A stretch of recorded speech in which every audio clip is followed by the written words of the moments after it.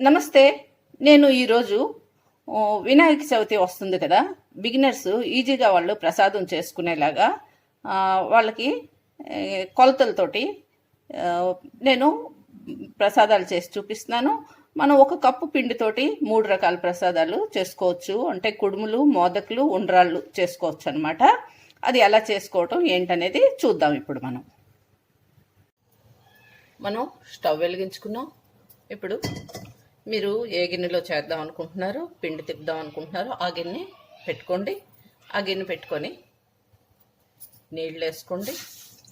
మనం 3/4 కప్పు బియ్యపిండి తీసుకుంటే 1 గ్లాసు అంటే 1 కప్పు నీరు పోసుకోవాలన్నమాట. నీళ్ళు ఎక్కువ ఉండాలి, బియ్యపిండి కొంచెం తక్కువ ఉండాలి. అప్పుడు పగులు లేకుండా బాగా వస్తుంది. బియ్యపిండి కొంచెం తక్కువైనా పర్వాలేదు, ఎక్కువ మాత్రం అవ్వకూడదు. ఇప్పుడు ఈ నీటిలోని మనం ఈ బెల్లం వేసేసుకోవాలి. బెల్లం 1 కప్పు బెల్లం తీసుకున్నాను నేను. అలాగే శనగపప్పు నానబెట్టుకొని మనం ఉడకబెట్టేసుకుంటే బాగుంటుంది.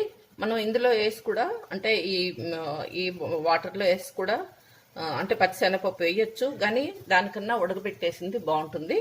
ఇలాగా నేను ఉడికించేసుకున్నాను. శనగపప్పు వేసేసుకుందాం. వేసేసుకొని కొద్దిగా సాల్ట్ వేసుకుందాం. 1/2 స్పూన్ కన్నా కొంచెం తక్కువగా సాల్ట్ వేసుకోండి. వేసుకొని కలపండి ఒకసారి.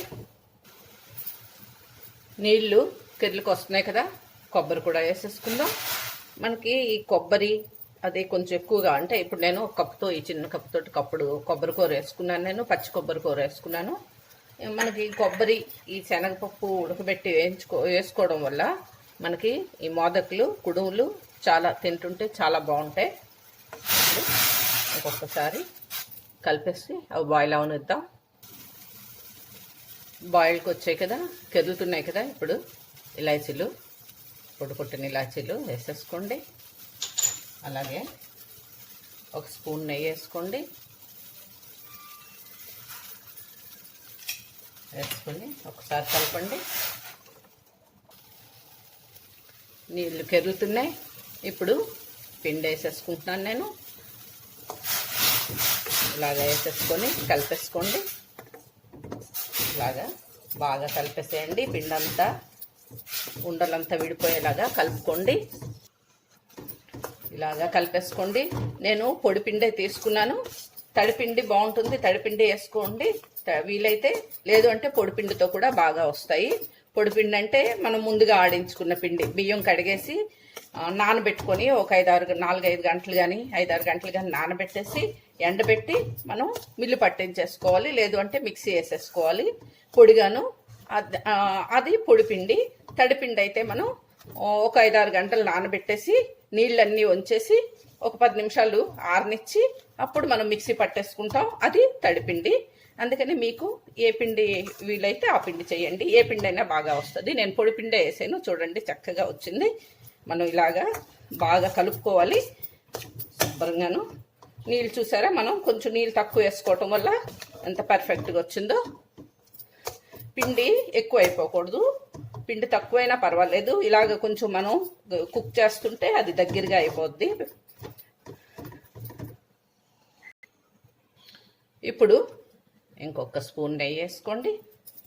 వేసుకొని కలిపేసేయండి.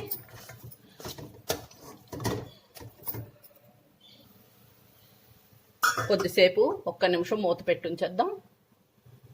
1 నిమిషం తర్వాత మూత తీసి మళ్ళీ అడుగంటిపోకుండా చూసుకోండి. ఇంకా మనం స్టవ్ కట్టేసుకోవచ్చు అనమాట. చక్కగా చూసారా, కరెక్ట్గా మనకి పర్ఫెక్ట్గా పేస్ట్ రెడీ అయింది. మనకి ఇలాగే ఉండాలి. ఇప్పుడు నేను స్టవ్ కట్టేస్తున్నాను. స్టవ్ కట్టేసి చల్లారనిద్దాం. ఇప్పుడు చల్లారింది. మనం ఒక్కసారి ఇలాగ బాగా మెదిపేసుకుందాం. ఒక 2 మినిట్స్. మనకి ఇప్పుడు కరెక్ట్గా ఉంది.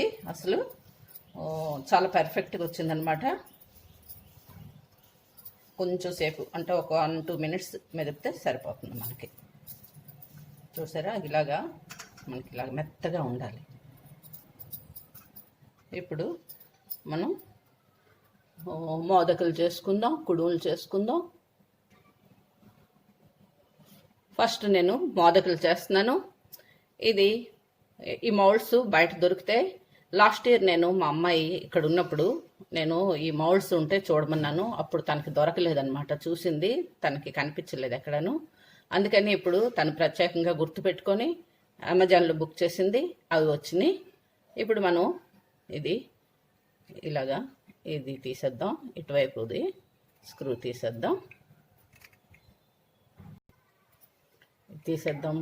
పైకి తీసిన తర్వాత ఇప్పుడు ఇలాగా దీన్ని ఓపెన్ చేసుకుందాం.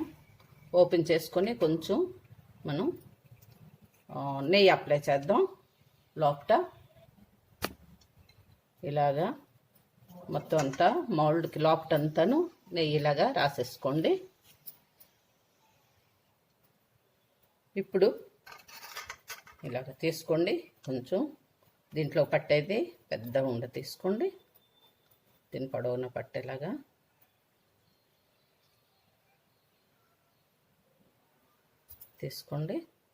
తీసుకొని జస్ట్ ఇలాగా ప్రెస్ చేసేయండి.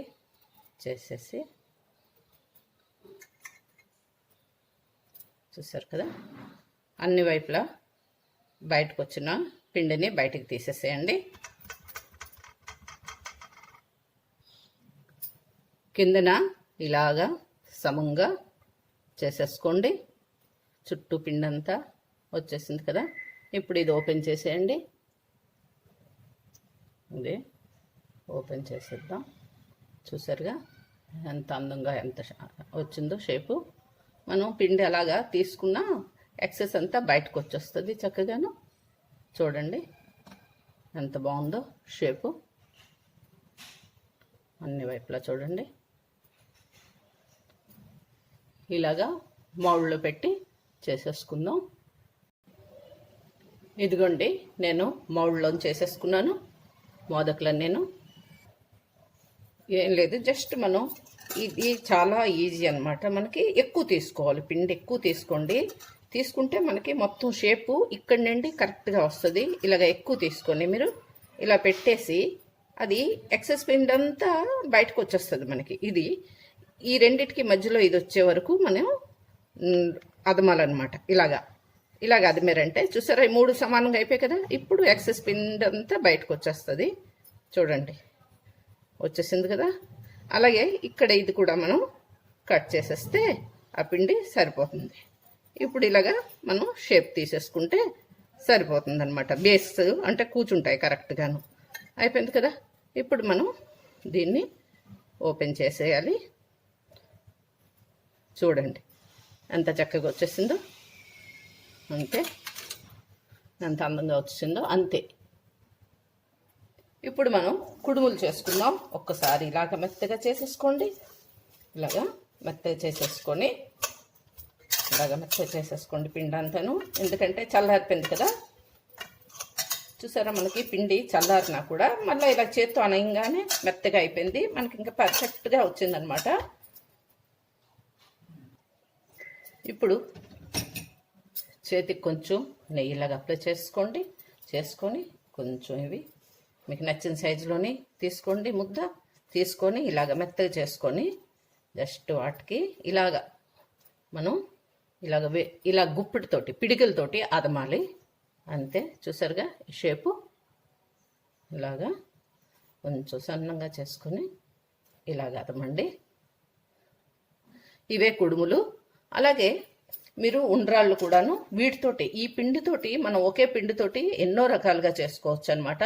మీకు ఉండ్రాళ్ళు కూడాను మనకి నైవేద్యం ఉండ్రాళ్ళు, పెద్ద ఉండ్రాలు చేసుకోవచ్చు, చిన్న ఉండ్రాలు చేసుకోవచ్చు. ఈ సైజు ఉండ్రాలు కావాలంటే ఈ సైజు చేసుకోండి. ఇలాగా రౌండ్గా ఉండ్రాలు చేసేసుకోండి. అలాగే కుడుములు చేసేసుకోవచ్చు, మోదకులు చేసేసుకోవచ్చు, మన ఇష్టం అన్నమాట. ఇలాగా మీరు ఉండ్రాళ్ళు కూడా ఈ పిండితోటే చేసుకోవచ్చు. చూసారుగా, మనం తీసుకున్న ఈ కప్పు పిండికి మనకి ఒక 10 అంటే 10 మోదకులు చేశాను నేను. అలాగే 5 కుడుములు చేశాను, 3 ఉండ్రాలు చేశాను. ఇలా అన్నమాట. మనకి ఈ కప్పుతోటి కప్పుడు పిండే తీసుకున్నాం. దాంతో అన్నీ అయిపోయినాయి చక్కగాను. ఇప్పుడు మనం ఇవి స్టీమర్లో కుక్ చేసుకోవాలి. స్టవ్ వెలిగించుకున్నాం. గిన్నె పెట్టుకోండి. మీరు ఏ స్టీమర్లో పెట్టుకుంటారో, లేదు అంటే ఇడ్లీ పాత్రలో కూడా మీరు పెట్టుకోవచ్చు. ఇడ్లీ పాత్రలోని మనం ఇడ్లీలు ఎలా పెట్టుకుంటాం, కింద ఇడ్లీ పాత్రలో నీళ్ళు వేసుకొని పై రేకుల్లో పెట్టుకుంటాం కదా, అలా పెట్టుకోవచ్చు. ఇప్పుడు దీనిలోని ఒక గ్లాస్ నీళ్ళు వేసుకోండి. నీళ్ళు వేసుకొని నేను ఈ స్టీమర్ పెట్టుకుంటున్నాను. మీరు ఆవిరి మీద ఎలాగ ఉడికించుకున్నా మీ ఇష్టం. కాకపోతే మనం ఇవి ఆవిరి మీద ఉడికించుకోవాలన్నమాట.